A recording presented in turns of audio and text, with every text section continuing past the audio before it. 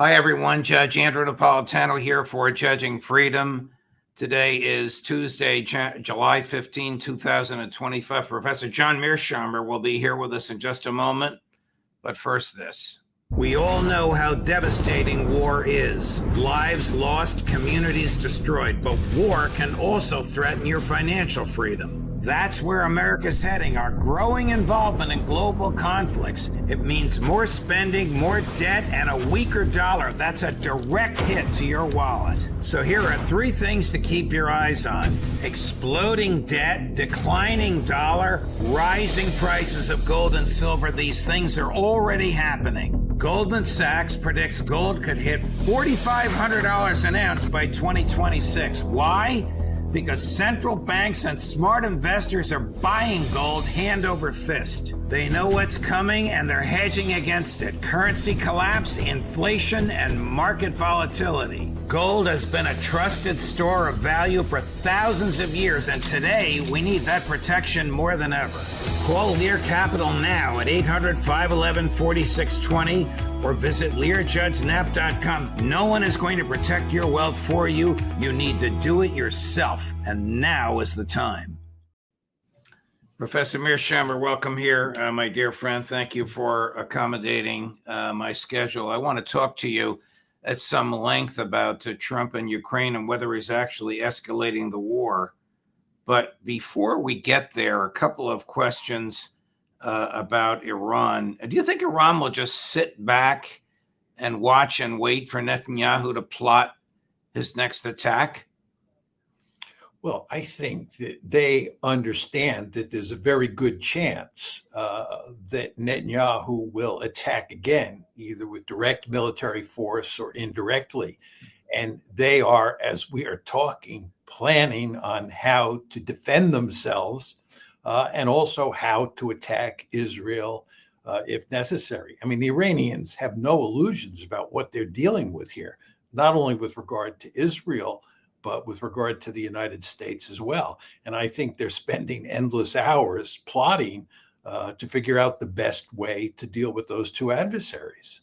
I mean, one wonders why they went along with the ceasefire when they seem to have had the upper hand that did far, far more damage to Israel than Israel did to them. Yeah, I agree with that. I think if I were playing their hand, I would have tried to string it out for at least another week. I think the Israelis were really hurting. And I think that, as I've said before, they really spooked the Americans when it looked like they were going to put mines in the Persian Gulf, specifically at the Strait of Hormuz. And so I think actually, as I've said before, that the Iranians have real cards to play here. I mean, first of all, they've made it clear that they can do a significant amount, if not an enormous amount of damage to Israel. And they can, play better than the Israelis can the game of attrition warfare.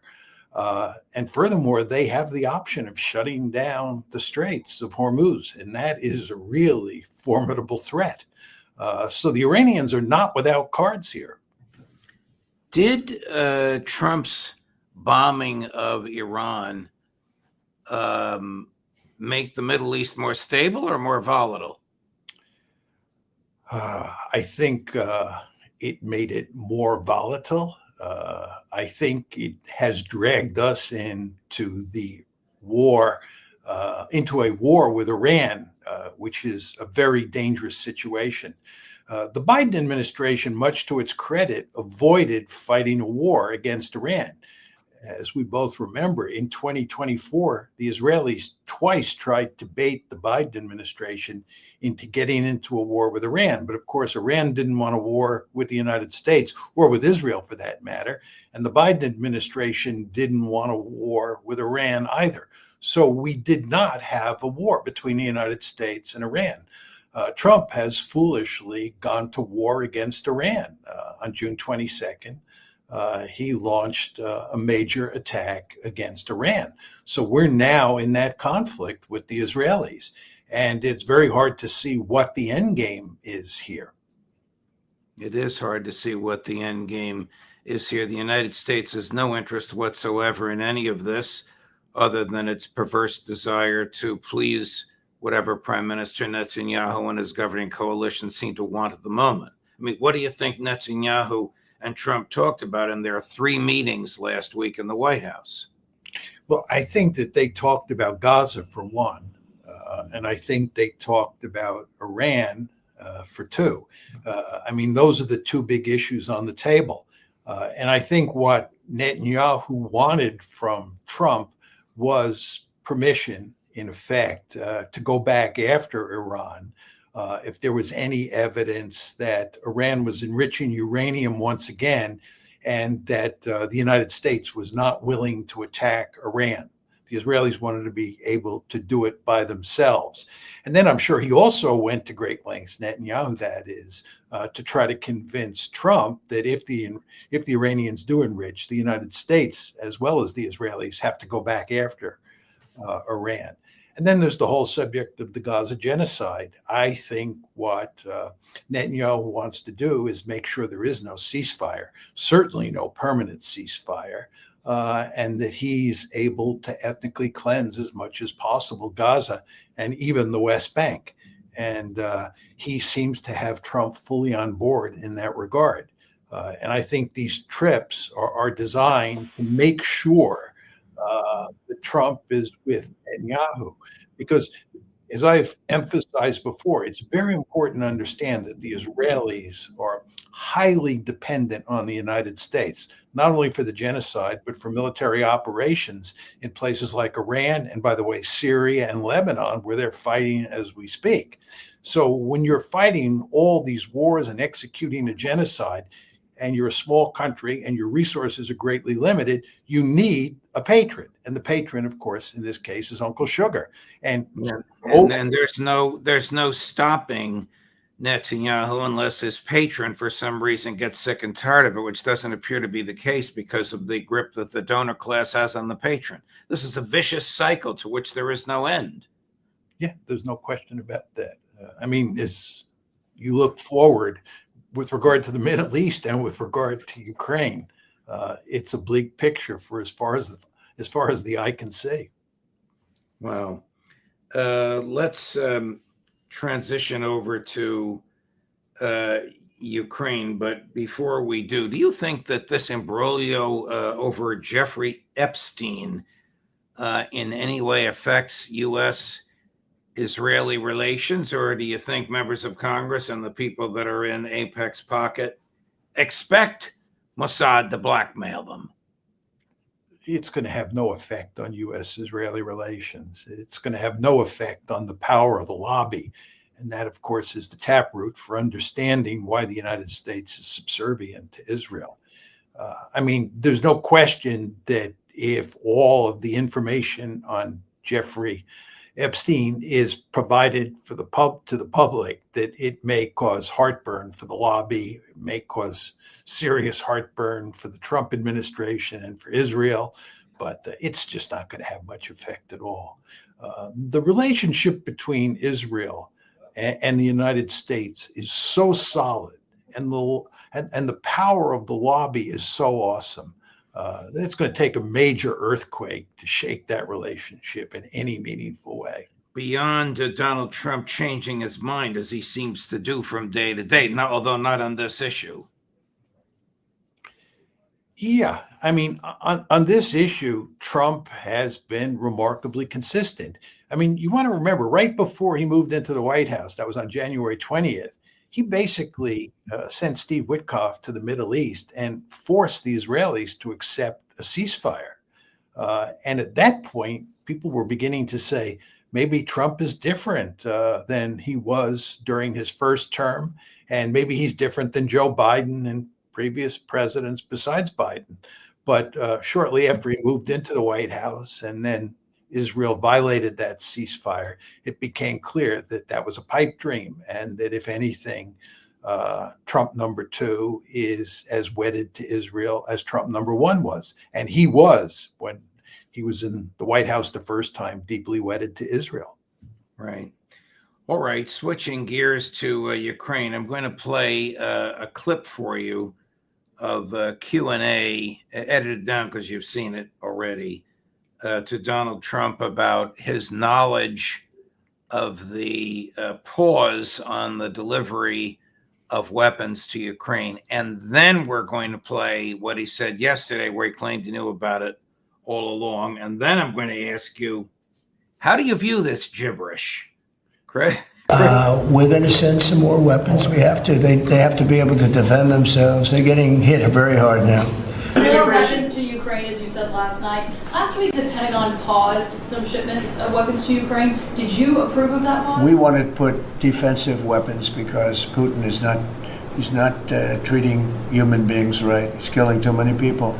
So we're sending some defensive weapons to Ukraine, and I've approved that. Sir, yesterday you said that you were not sure who ordered the munitions halted to Ukraine. Have you since been able to figure that out? Well, I haven't thought about it because we're looking at Ukraine right now and munitions, but I have not gone into it. What does it say that such a big decision could be made inside your government without you knowing? I would know. If a decision was made, I will know.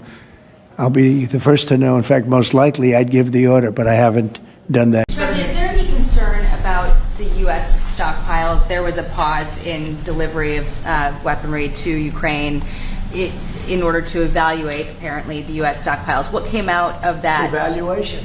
I mean, this was a very big, what we're talking about today is a very, very big day. And what Pete was doing, and me too, I knew what Pete was doing, was evaluation because we knew this was going to happen. And now we actually announced it. They voted on it. It's all been done.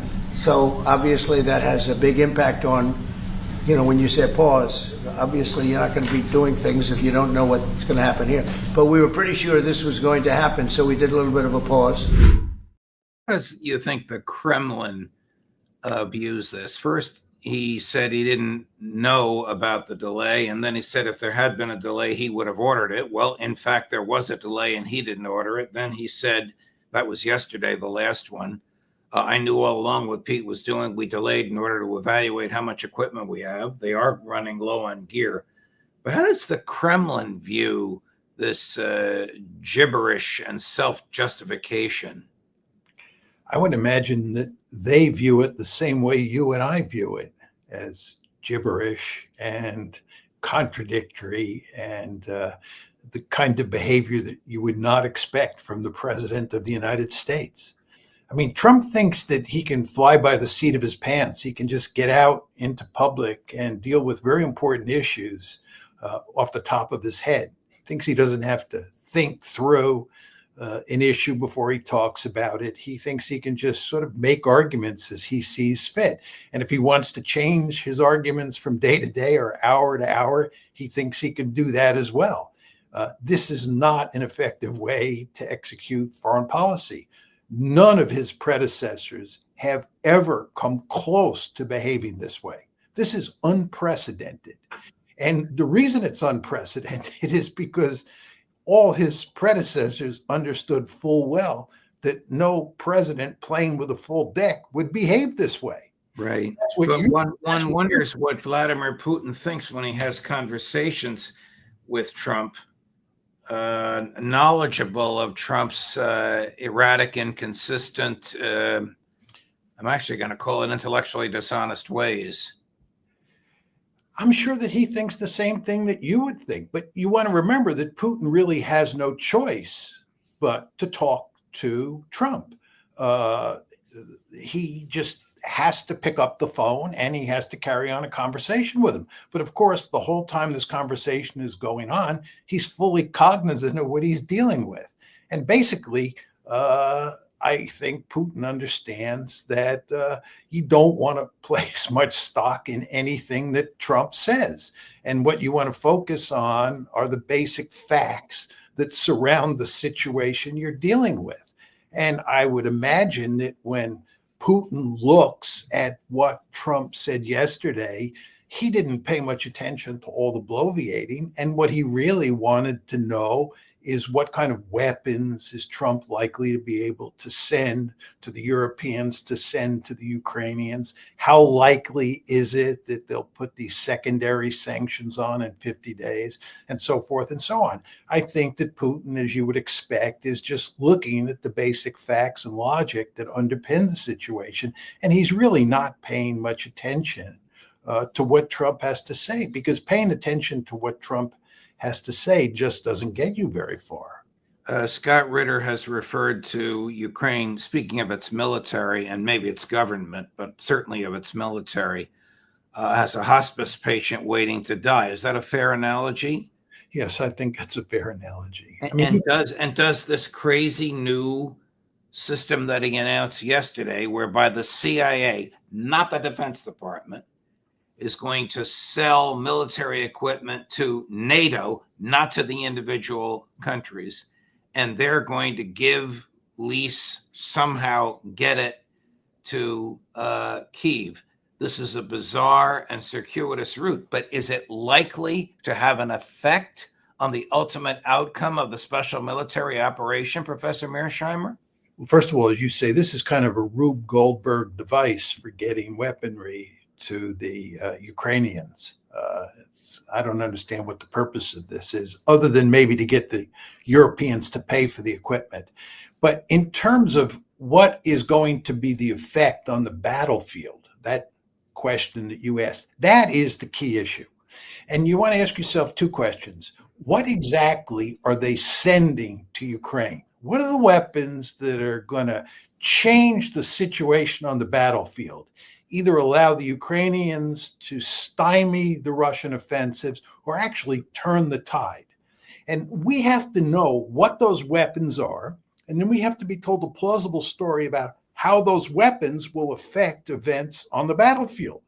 And we have no idea what the weapons are. They talk about Patriot missiles. There are not many Patriot missiles, but even if they give them a sufficient number of Patriot missiles, that's not going to affect what's happening on the battlefield, because Patriots are basically in the rear area. They're not up front affecting the fights on the ground. But we don't even have enough Patriots, not only in the United States, but in Europe as well, to give to the Ukrainians to make a difference in the air war. And in terms of weaponry that might affect events on the battlefield, there's just nothing there. And nobody in the administration or in NATO has said anything about what those weapons are. So again, this is just empty rhetoric. Trump is flailing. He's flailing because he's failing. You have to understand that. Trump is failing in Gaza. He's failing vis-a-vis Iran, and he's failing vis-a-vis the Russians in the Ukraine war. He has not been successful. For all his talk about shutting down these wars shortly after he got into the White House, none of that's happened. And indeed, what's happened is we've gotten deeper and deeper into the mud. No question about it. He said as recently as yesterday, it's Biden's war, not his. I don't think anybody believes that. It is clearly as much his war as it was Biden's. Exactly. There's just, you and I believe it was his war, on January 1st, right? Correct. But after it happened yesterday, it's clearly his war. And again, we do want to emphasize that he is not telling us a story about how this war ends. Right. And this war, it looks like, is going to go on for a long time. And even once you get a frozen conflict, it's going to be poisonous relations for as far as the eye can see between Russia on one side, the United States, Europe, and Ukraine on the other side. Well, there's no question but that we are at war with Russia. We don't have boots on the ground, but we have equipment there that arrives every day. Yeah, I like to refer to it as an almost war. How about co-belligerency? There's no. I don't want to split hairs. Are you concerned about German militarism and the advancement of the German military-industrial complex under Chancellor Merz? Not really. I think the idea that you're going to get the second coming of either Imperial Germany or the Third Reich is not in the cards. That's not going to happen. I think Germany is the most powerful state in Europe, putting aside the Russians. But I don't think that the German military is going to become so powerful that it's going to become a threat to conquer other countries. I think the one thing to worry about is what happens if Germany decides it's going to get nuclear weapons. If the United States begins to pull the security umbrella out from over Germany's head, and that security umbrella, of course, could be called the nuclear umbrella. And the Germans don't have nuclear weapons of their own. The French and the British do, but the Germans don't. The Germans are physically closer to Russia and to Ukraine than the French and the British are. The Germans will be powerfully tempted to get nuclear weapons, and that could be very messy. That could really spook the Russians. So that's my main concern about the Germans. But I don't think the Germans are a threat to conquer Europe as they once tried to do in World War. I recognize that, but do you think this rattles the Kremlin? I mean, there are voices in the Kremlin that are advising President Putin, public voices, to attack German munitions plants. I mean, that really raises this to another level. And I don't think Putin would do it. He's so methodical and careful, but his advisors are asking him to do it. Oh, I think there's no question about that. It'll rattle the Kremlin. There's no question about that. And by the way, there are people in Russia, strategists who I know, who are reasonable people, who are saying that it's really time for the Russians to think about using nuclear weapons, if not now, somewhere down the road. I think the Russian attitude towards nuclear use, and I think this view is mirrored to some extent in the West as well, is very different than it was for most of the Cold War. By the late part of the Cold War, second half of the Cold War, I think almost everybody who studied security issues understood that it was impossible to imagine a situation where using nuclear weapons made any sense at all. And furthermore, it was very important to go to enormous lengths not to put the Russians, or in those days the Soviets, or the Americans in a situation where they might countenance using nuclear weapons. This was certainly true after the Cuban Missile Crisis. We did not want to repeat that.